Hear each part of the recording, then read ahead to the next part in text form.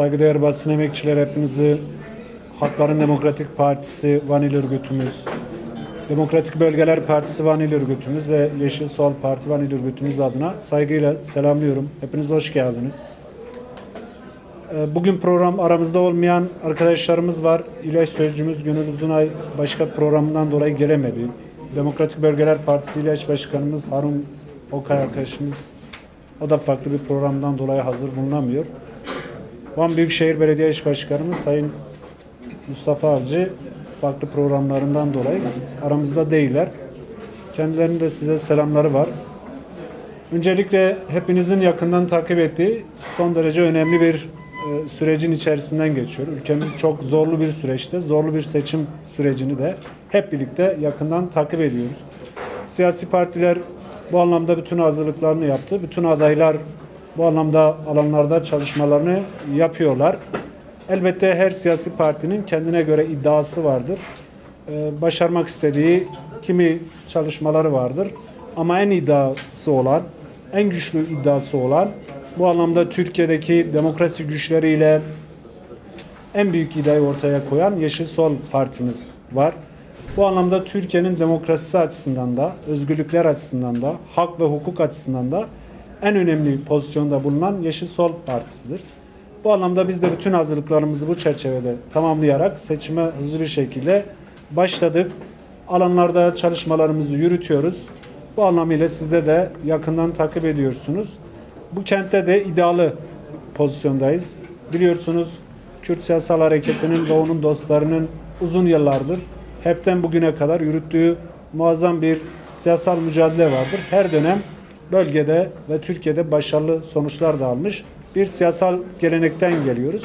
Bu vesileyle de bu akşam siz değerli basın emekçileriyle buluşarak hem seçim beyannamemizi sizlere takdim etmek, hem adaylarımızı sizlere takdim etmek, bu anlamıyla bu buluşmayı gerçekleştirdik. Biz yeni dönemde partimizin, Yeşil Sol Partimizin Van adayı olarak görevlendirildik. Büyük bir sorumluluk yüklendiğinin farkındayız. Ve bu sorumluluğu da yerine en layıkıyla yerine getirmek için mücadele edeceğimizden de kimsenin şüphe duymasını istemiyoruz. Biz elimizden geldiğince bütün mücadelemizi gerek yerelde gerekse de ülke çapında ve meclis çatısında yerine getirerek gerek kentimizin sorunlarını gerekse de ilimizin, ülkemizin sorunlarını sürekli gündemde tutarak çözüm bulunması için mücadele eden bir tarafta olacağız. Her şeyden önce aslında ben bir hukukçu olarak sözüme her zaman hukuk devletiyle başlardım. Ama bugünkü toplantının amacına uygun olarak basın özgürlüğünden başlamamız gerekir. Sayın Başkan uzun uzun ifade etti. Evet, bu ülkede hukuk devletinin bitmiş olması doğrultusunda yine basın özgürlüğü de tamamen ortadan kaldırılmış durumda. Birçok arkadaşımız, yoldaşımız yapmış oldukları haberlerden dolayı cezaevlerinde tutsak durumda. Geçmiş dönemlerde birçoğunun yargılamalarını takip ettik, katıldık. Ama emin olun bu ülkede bu sorunun çözümü her şeyden önce mevcut bu politikaları yürüten iktidarın değişimidir. Çünkü yine bizlerin ancak hukuk devleti olabilmesi halinde birçok sorunu aşarak yine aynı şekilde basın özgürlüğünde temel bir güvence altına alarak ülkeyi ferha götürmemiz söz konusu olabilir. Ben de aslen Vanlıyım, Van Çataklıyım. Kürt Dili ve Edebiyatı mezunuyum. Zaten az çok basına verdiğimiz demeçlerden biliyorsunuz.